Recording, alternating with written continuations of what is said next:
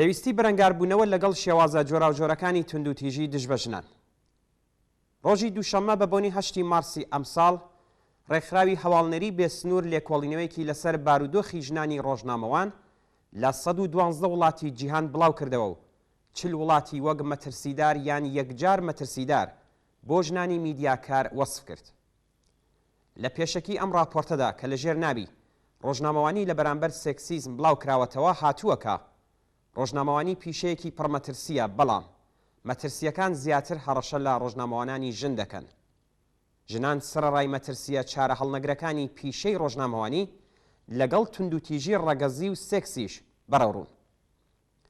ڕێکخراوی هەواڵنەری بێسنوور لە درێژەدا دەنووسێ مەترسی ئازاری ڕەگەزی و سێکسی تەنیا هەڕەشە لەو ڕۆژنامەوانانە ناکات کە لە شوێنە جۆراوجۆرەکان خەریکی ئامادەکردنی راپۆرتن، بەڵکو لە ناو تۆڕە کۆمەڵایەتیەکان، لە ناو ئینتەرنێت و تەنانەت لە شوێنی کارەکەشیان ئەم مەترسیە بوونی هەیە. کەسانێک کە لێکۆڵینەوەیان لەسەر کراوە دەربارەی ئازارە ڕەگەزی و سێکسیەکان دەڵێن کە 73% ئازارەکان لە فەزای ئانلاین وا لە ڕێگەی ئیمەیل و تۆڕە کۆمەڵایەتیەکان، 58% بە شێوەی فیزیکی لە شوێنی کار، 47% لە ڕێگەی تەلەفۆن، 36% بە شێوەی فیزیکی لەسەر شەقامەکان، 15% بە نامە و 13% بە شێوەی فیزیکی لە ناوماڵ ئەنجام دراون. لەو راپۆرتە 37 لاپەڕێدا لەسەر زاری ڕانا ئەیوب، ڕۆژنامەوانی هێندی کە راپۆرت و لێکۆڵینەوەکانی بەناوبانگن هاتووەکە. ئەو هەموو ڕۆژەی لە ڕێگەی ئینتەرنێتەوە پەیامی هەڕەشە با دەستڕێژی و مەرگی پێدەدا. شوێنی کاری ژنانی ڕۆژنامەوان کە پێویستە شوێنێکی ئەمن بێت، دووهەمین شوێنێکە کە لەم راپۆرتەدا وەک شوێنی تێکەڵ بە ئازاری جنسی باسی لێکراوە. ڕێکخراوی هەواڵنەری بێسنوور هەروەها دەنووسێ کە لەگەڵ پەرەسەندنی بزوتنەوەی ئەمنیش یان میتوو، ئەم حەقیقەتە کە ژنانی ڕۆژنامەوان لە یەکەم کەسەکان بوون کە بۆیرانە دەستڕێژی و ئازارەکانیان لە قاودا بەهێزتر بوو و پەرەیسەند.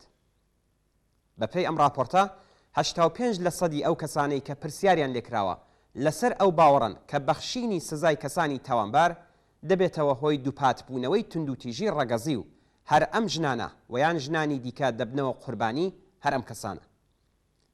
ئاشکرایە کە ئێران یەکێک لە نائەمترین وڵاتەکانی جیهانە بۆ ژنان، لەبەر ئەوەی کە ژنان تێیدا لەگەڵ توندوتیژی سیستماتیکی دەسەڵاتی سەرمایەداری ئیسلامی بەرەوڕوون.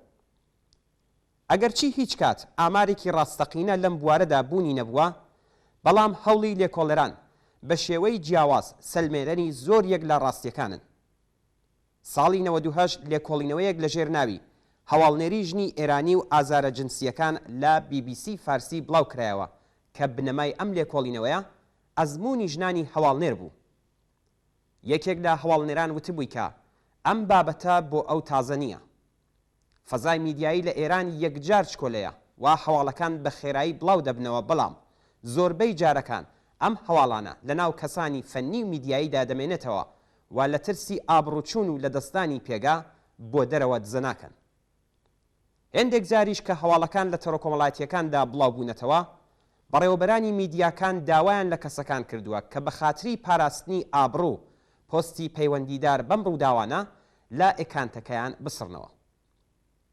تاوانبارکردنی ژنان و پەیوەندانی پێشکەوتنی کاریان بە قیافە و ڕوخساریان کێشەیەکی دیکەی ژنانە. خاڵی جێگای سەرنج ئەوەیە کە یەکێک لەو هەواڵنێرانەی کە وتوێژی لەگەڵ کرابوو وتبووی کە هێندێک کەس کە قەرارە وتوێژیان لەگەڵ بکرێت دەزانن کە پێویستمان پێیانە، هەر بۆیە خۆیان یەکجار لێمان نزیک دەکەنەوە و خۆیان بەسەر هەواڵنێرەکەدا دەسەپێنن. هێندێکیان چاوەڕوانی ئەوەن کە دەستیان لەگەڵ لێ بدەنەوە و یەکجار لێیان نزیک بینەوە. هێندێکشیان هەڵسوکەوتی سەمیمانەی ئێمە دەکەنە بیانوویەک بۆ خۆ نزیککردنەوەی لە ڕاددەبەدەریان. ئەو هەواڵنێرەی کە ئەم هەڵسوکەوتانیان لەگەڵ کراوە دەڵێن سیر ئەوەیە کە زۆر کەس لای وایە ئێمە هیچ کێشەیەکمان لەگەڵ ئەم کاریان نییە، بە تایبەت پەیوەندیگرتن بێپرس لا تەلەگرام و باقی شوێنە مەجازیەکان لە ڕوانگەی زۆریەکەوە مزاحمەت نییە. ڕەنگ بێ وێ بچێت کە لە چاو جەنایەت و توندوتیژیەکانی کۆماری ئیسلامی دژ بە ژنان بە شێوەی ڕاستەوخۆ و ناڕاستەوخۆ ئەم جۆرە لێکۆڵینەوانە کاریگەریەکی بەرچاویان لەسەر کۆمەلگا نەبێت. بەڵام گرنگی ئەم جۆرە راپۆرتانە ئەوەیە کە تەیاندا هەوڵ دەدرێ بوارە جۆراوجۆرەکانی دیکەی توندوتیژی دژ بە ژنان شی بکرێتەوە. بەداخەوە ئێمە تەنیا لەگەڵ شێوازێک لە توندوتیژی دژ بە ژنان بەرەوڕوونین.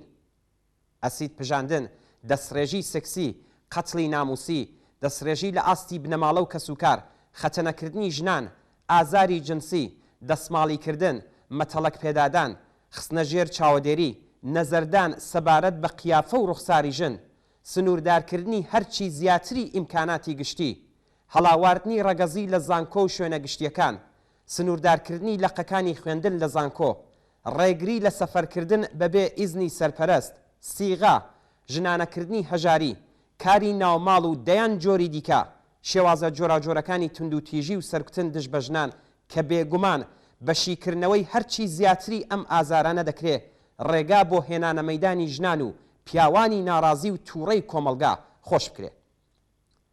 کاتێک کە بە شێوەی گونجاو لە ئاستی کۆمەلگادا باسی توندوتیژی نەرم و بەڕەواڵەت کەمڕەنگ کرابێ، دەکرێت ئەو پەڕی دژەمرۆیی بوونی توندوتیژیەکانی دیکە لەوانە قەتڵی ناموسی و کچکوژی بە کۆمەلگا بناسەندرێ. کۆماری ئیسلامی لە هەموو ئەم ساڵانەدا هەوڵی داوە تا لە ڕێگەی نۆرمالیزەکردنی توندوتیژیە بەرین و دژەمرۆیەکان پەردە بەسەر باقی توندوتیژیە باوەکانی دیکەدا بدات. بێگومان ئەرکی سەرشانی چالاکانی ڕادیکاڵی مافی ژن و باقی بزوتنەوە پێشکەوتوەکانە کە پرۆسەی نۆرمالیزەکردنی توندوتیژی و شێوازە جۆراوجۆرەکانی ئاشکرا بکەن و ناڕەزایەتی و تووڕەیی گشتی دژ بەم توندوتیژیانە کانالیزە بکەن.